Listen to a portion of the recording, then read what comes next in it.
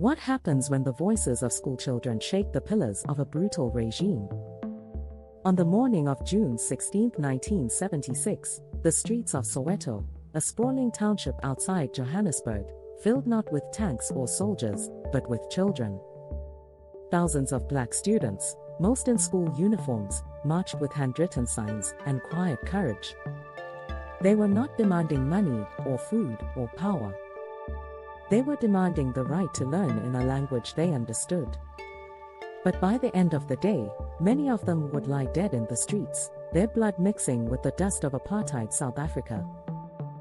To understand what made this protest explode, we need to look at the system it was rebelling against. Apartheid wasn't just a system of segregation, it was a blueprint for total domination.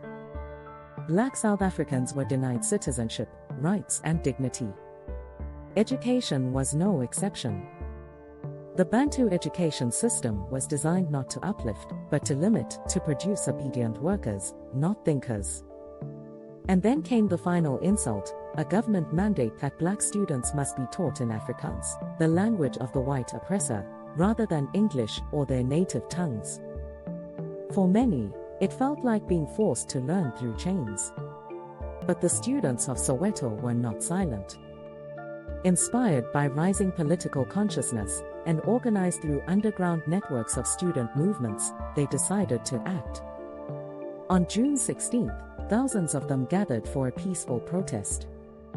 The plan was to march to Orlando Stadium to deliver a message, no to Afrikaans. Yes to freedom. But the state had no tolerance for rebellion. As the students advanced, police opened fire. Tear gas choked the air. Dogs were unleashed. And then, the bullets came. A 13-year-old boy named Hector Pieterson became the symbol of the massacre. He was shot and killed as he tried to flee, and a photo of his lifeless body, carried by another student with his sister running beside, was captured by photographer Sam Zimmer. That image would travel the world and ignite global outrage. The Soweto Uprising didn't end that day. Riots spread across South Africa. Hundreds more were killed in the weeks that followed. But something had changed. The illusion of control the apartheid government had maintained began to crack. The world watched. The world listened. And more importantly, the world began to act. Sanctions. Boycotts.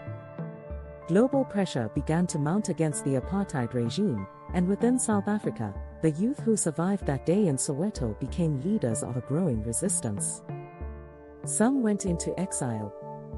Others went underground. But all of them carried the memory of that morning, and the knowledge that even the smallest voice, if brave enough, could shake an empire. Decades later, South Africa would transform.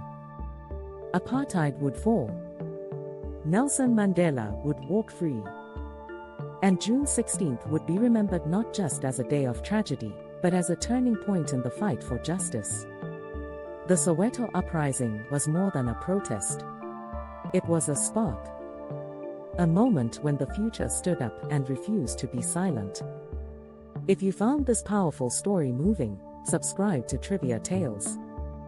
Because history isn't just about what happened, it's about the voices that refuse to disappear.